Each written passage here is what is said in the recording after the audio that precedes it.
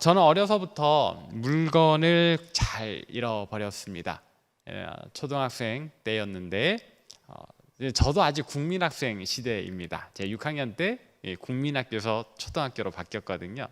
그래서 그 국민학교 다닐 때를 돌아보면 저는 이렇게 손에 든 걸 잘 잃어버렸어요. 그래서 엄마가 이렇게 책가방에 넣어준 거는 가방 안에 있으니까 안 잃어버리는데 뭐 때로는 신발 주머니를 잃어버리기도 하고 뭐 이렇게 손수건, 그땐 노란 손수건 매야 됐거든요. 손수건도 잘 잃어버리고 그랬습니다. 그 중에 어떤 물건을 잃어버린 기억이 아직도 이렇게 떠오르는가 하면 바로 25,000원이나 되는 거액의 현금입니다.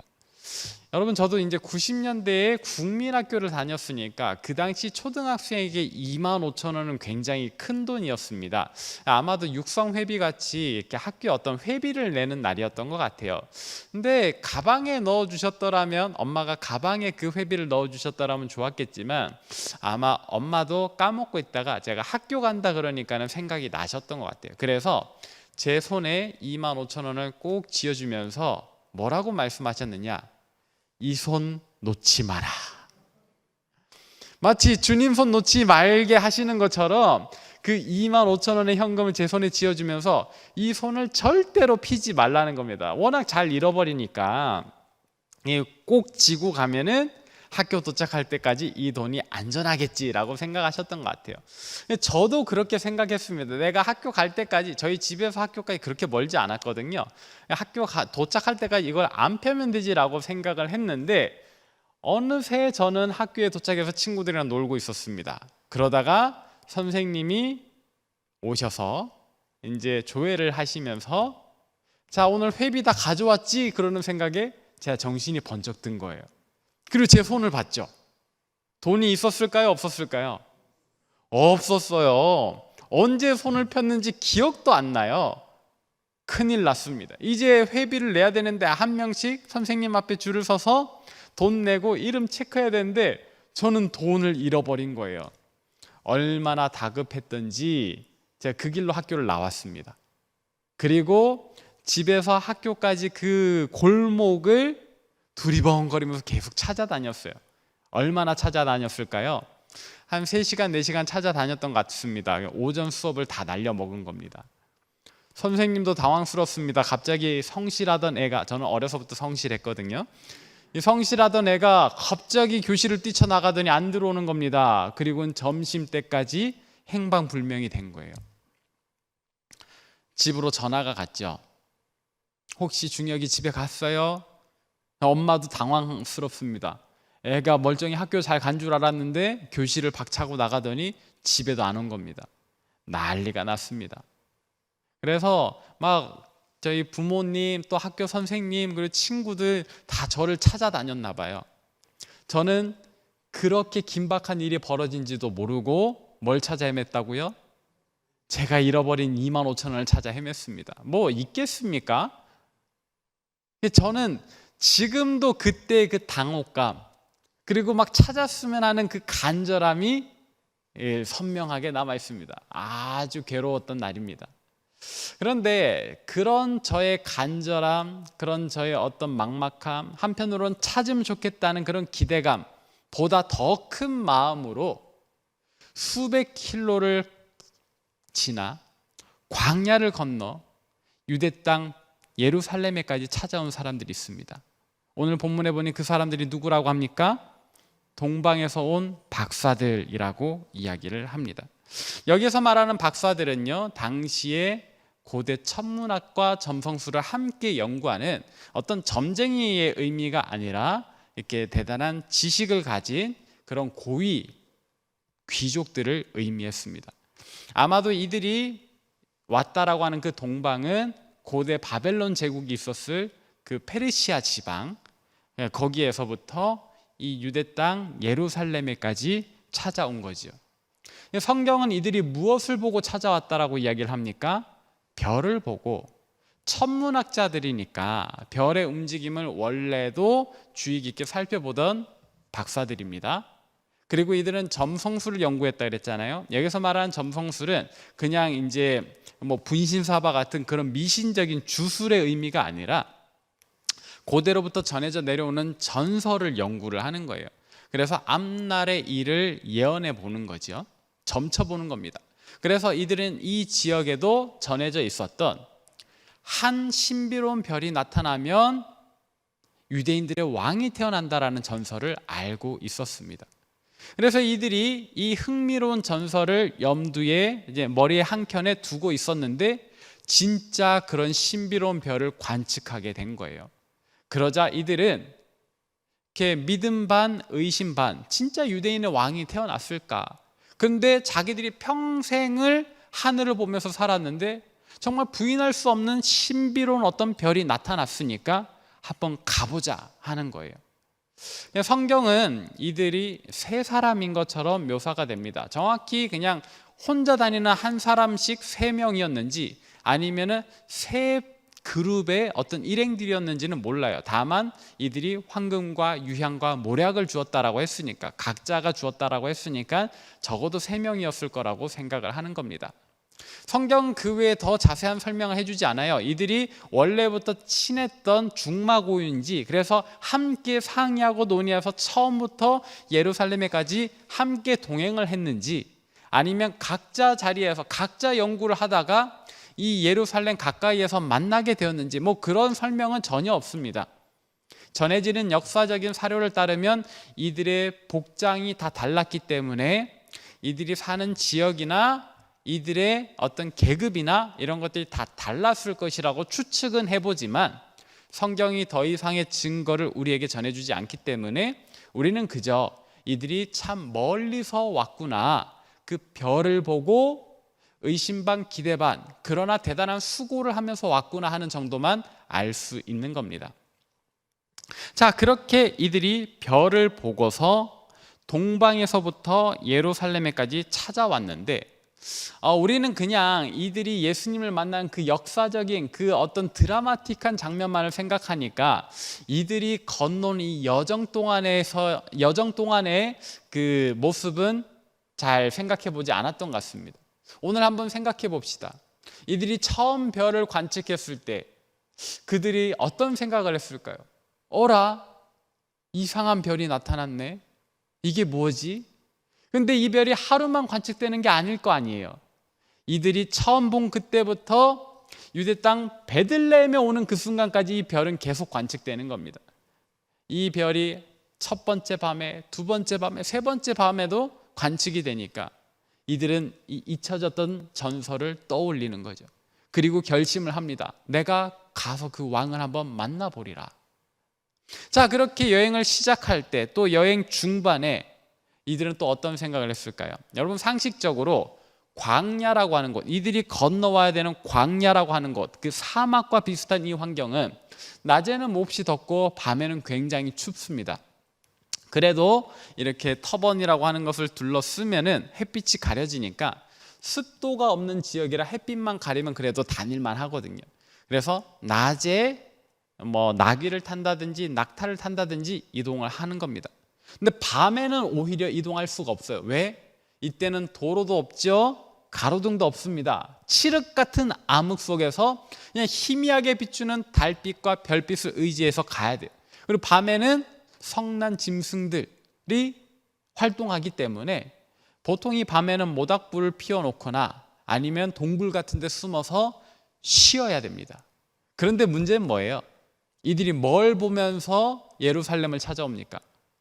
별을 보고. 여러분, 별을 보고 찾아오려면 낮에 이동해야 돼요? 밤에 이동해야 돼요? 밤에 이동해야 되는 겁니다. 이거는 그들의 행보가 당시의 상식과는 전혀 맞지 않는 행보였다는 것을 이야기를 해요. 남들 다 다니는 안전한 낮에 쉬고 아무도 돌아다니지 않는 사나운 짐승들의 시간, 정말로 죽음의 시간이라고 여겨지는 그 밤에야 별을 보면서 이동을 하는 겁니다. 이들이 넘겨야 했던 죽음의 고비가 얼마나 많았을지 몰라요. 또 때로는 여러분, 항상 별이 잘 보이는 건 아니지 않습니까? 때로는 짙은 구름이 하늘을 가리면 별빛조차 보이지 않을 때, 그럼 또 못 움직이는 거예요. 때로는 사막이라고 하지만 그래도 비가 가끔 내리기라도 한다면 그때도 이동할 수 없는 거죠. 그러니까 이들의 여정은 그 수백 킬로를 건너 광야를 건너는 이들의 여정은 얼마나 걸렸는지 짐작조차 할 수 없습니다. 그렇게 본다면 이들이 이 여정을 이어오는 동안에 하루, 이틀, 한 달 혹은 반년을 이어오는 동안에 처음 출발의 설레임은 사라지고, 과연 이 길이 맞을까? 이렇게 가는 게 맞을까? 가서 그 왕이 없으면 어떡하지? 내가 지금 하고 있는 이 모든 수고와 괴로움, 또 외로움, 이게 헛수고가 되면 어떡하지? 하는 그런 의심이 피어나지 않았을까요? 이들이 어떤 생각과 발걸음을, 어떤 생각과 어떤 경로로 이곳까지 오게 되었는지 성경이 다 말해주지 않지만 우리가 그들이 겪었을 그 어려운 수고를 충분히 짐작할 만하죠.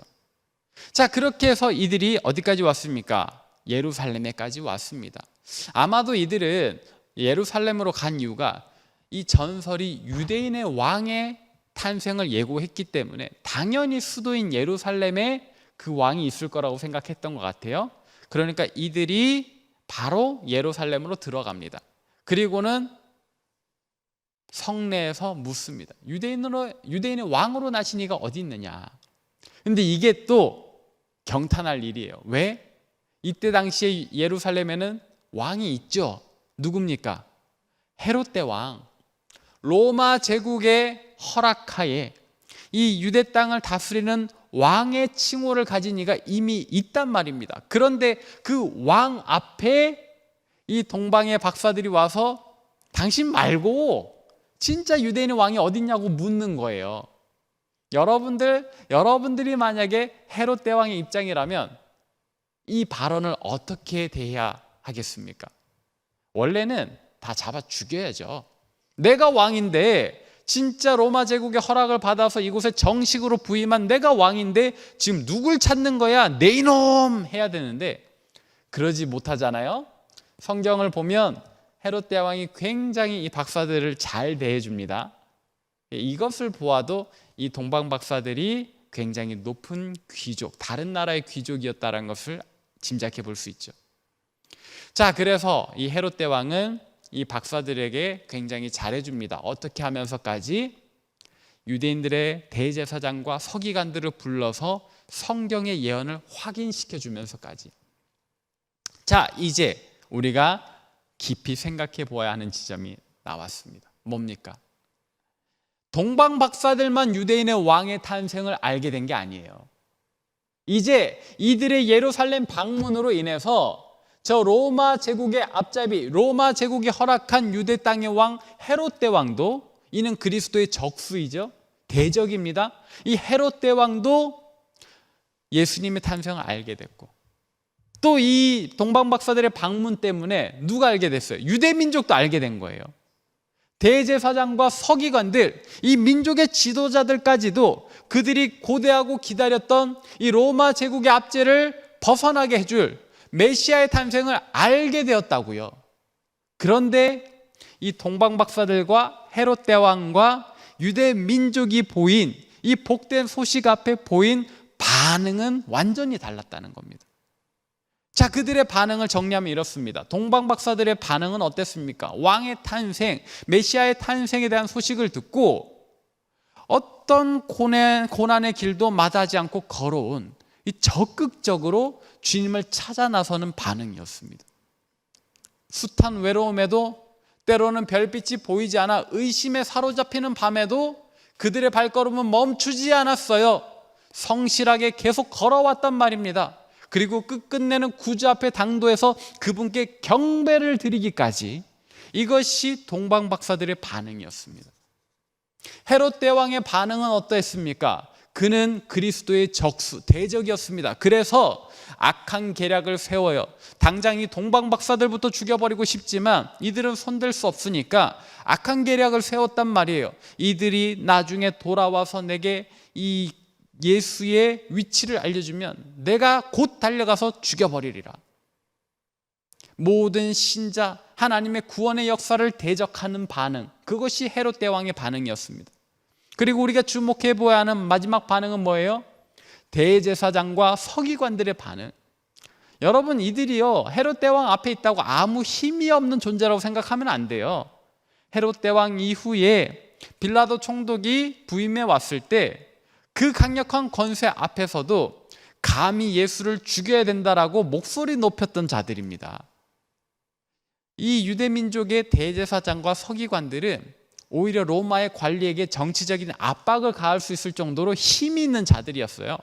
그러니까 이들이 마음만 먹으면 헤롯 대왕보다 앞서 아랫사람 불러다가 동방박사들 따라가라, 따라가서 헤롯 대왕이 악한 계략 펼치기 전에 예수를 구해내라, 원래는 이런 반응을 보여야 되거든요. 근데 성경에 그들의 반응이 나와 있나요? 없나요? 없어요. 이들은 이미 성경의 이야기를 알고 있습니다. 선지자로 유대 땅 베들레헴에 구주가 나신다는 걸 알고 있었어요. 근데 반응하지 않아요. 이제 동방박사들이 찾아가서 그 구주를 만나 경배하겠다 하는 그 순간에도 이들은 아무런 반응을 보이지 않습니다. 그냥 이들은 말라버린 신앙, 그냥 습관적으로 껍데기만 유지하는 그런 모습. 그러니 구주의 복된 소식 앞에서도 아무 반응을 할 수 없었던 거지요. 이것이 오늘 본문인 마태복음 2장 속에 드러난 우리가 주목해 보아야 하는 사람들의 반응입니다. 자, 이제 묻겠습니다. 질문입니다. 이 세 반응들 중에 성도인 우리가 가져야 할 반응은 어떤 것일까요? 때로는 의심, 때로는 고통, 때로는 외로움, 그럼에도 불구하고 성실하게 주님께 찾아가 경배하는 반응이어야 할까요? 아니면 나도 믿지 않지만 다른 사람도 믿지 못하게 하는 그런 악한 반응이어야 할까요? 혹은 그 어떤 것도 좋다, 나와 상관없는 일이다, 그렇게 영적으로 메말라버린 반응이어야 할까요? 예수 그리스도를 구주로 믿는 성도인 저와 여러분이 보여야 할 반응은 당연히 첫 번째인 줄로 믿으시길 바랍니다. 그와 같이 행동하는 믿음 보이시길 바랍니다. 오늘도 우리에게는 그들과 마찬가지로 광야 같은 삶이 펼쳐져 있지요. 비록 우리의 육신은 너무나도 좋은 환경 속에 있지만, 그러나 우리의 삶은 그들이 건너온 광야와 같이 여전히 춥고 어렵고 괴롭고 외로운 현실 아닙니까? 똑같습니다. 똑같은 상황에 있습니다. 그렇다면 우리가 보여야 할 반응 역시, 우리의 리액션 역시도 이 동방박사들과 똑같아야 할 것입니다. 때로는 어려워도, 때로는 아무 징조도 보이지 않아 의심에 쌓이게 된다 할지라도, 우리가 아까 불렀던 찬송가의 가사를 가져오자면 이 눈에 아무 증거 아니 배워도 어떻게 해야 돼요? 믿음만을 가지고서 늘 걸어야 합니다. 참으로 믿음을 가지고 늘 신실하게 걷는 저와 여러분 되시길 바랍니다. 이것이 성도인 저와 여러분이 보여야 하는, 주님 앞에 보여야 하는 참된 리액션, 참된 반응입니다. 이제 결단할 시간입니다. 오늘도 주님께서는 우리에게 새날을 창조해 주셨습니다. 우리에게 참 좋은 시간, 좋은 일들이 벌어지겠지만 또 한편으로는 우리에게 광야와 같은 또 새로운 하루가 펼쳐질 수도 있지요. 이 하루 여러분은 어떻게 살아가시겠습니까? 이 눈에 아무 증거 아니 배어도 믿음만을 가지고서 늘 걷겠다라고 다짐하셨던 이 찬송가의 가사, 이 찬송가를 부를 때 그 마음처럼, 아까 여러분 찬송 부를 때 막 벅차오르지 않았어요? 그 감정을 가지고 우리 주님을 따라, 우리 주님을 적극적으로 찾는 참된 성도의 리액션으로 살아가는 저와 여러분 되시길 바랍니다. 이것이 오늘 본문 말씀을 통해서 우리 주님께서 저와 여러분에게 권면하시는 오늘 하루의 삶의 모습인 줄로 믿습니다. 말씀을 정리하겠습니다. 똑같은 소식을 들어도 사람은 저마다 보이는 반응이 다릅니다. 동방박사들은 그 먼 거리를 믿음을 가지고서 걸어왔습니다. 헤롯 대왕은 오히려 구주를 적대하는 반응을 보였습니다. 유대 민족의 지도자들은 메말라 비틀어져 아무 반응도 보이지 않았습니다. 참된 성도의 리액션은 단연 동방 박사들의 모습일진데, 오늘 우리도, 성도인 우리도 그들과 같이 이 하루 동안의 믿음을 가지고서 우리 주님을 적극적으로 찾으며 적극적으로 쫓아가는 그런 리액션하는 저와 여러분 되시길 바랍니다. 기도하겠습니다. 살아계시고 역사하시는 아버지 하나님, 은혜를 감사합니다. 오늘 말씀을 통해 성도인 우리가 어떤 모습으로, 어떤 반응으로 이 하루를 살아야 하는지를 또 깨닫습니다. 하나님, 그 옛날 동방 박사들은 그 머나먼 거리를, 그 척박한 광야를 별빛 하나 의지하여 주님께로 찾아왔습니다. 그들도 때로는 너무 힘들고 고되고 또 외롭고 의심에 쌓여 그 발걸음을 멈추어야 하지는 않을까, 그렇게 주저앉았던 때도 있을 것 같습니다. 그러나 그들의 마지막은 꿋꿋하게 주님을 찾아와서 주님께 경배하고 주님께 예배하였던, 정말로 주님과의 만남을 가졌던 아름다운 모습임을 볼 때에, 오늘 우리도 우리의 삶이 어떻게 얼마나 광야 같을지라도 의심하지 않고 무너지지 아니하고 주님만 찾아야 한다는 것을 깨닫습니다. 주님, 우리가 이렇게 성도의 리액션으로, 참된 성도의 리액션으로 오늘 이 하루를 살기로 다짐하고 결단하오니 주여 우리를 도와주시고 우리를 붙잡아 주옵소서. 감사드립니다. 사랑 많으신 우리 구주 예수 그리스도의 이름으로 기도합니다. 아멘. 이제는 우리 주 예수 그리스도의 은혜와 하나님의 지극하신 사랑과 성령의 위로하심이 오늘도 우리에게 광야 같은 삶이 펼쳐진다 할지라도 그 안에서 의심하지 않고 주저하지 않고 오직 믿음만을 가지고서 늘 걸으며 주님을 적극적으로 찾고 쫓는 참된 성도의 리액션으로 살아가기로 다짐하고 결단하는, 이 자리에서와 각 가정에서 예배하는 우리 모든 주의 백성들 머리 위에, 또 세계 각지에서 목숨 걸고 사역하시는 선교사님들 그 가정과 사역 위에, 그리고 코로나19로 아파하고 신음하는 우리 조국 대한민국과 저 북녘 땅과 온 세계와 열방 위에 이제로부터 영원토록 함께하옵시기를 간절히 축원하옵나이다. 아멘.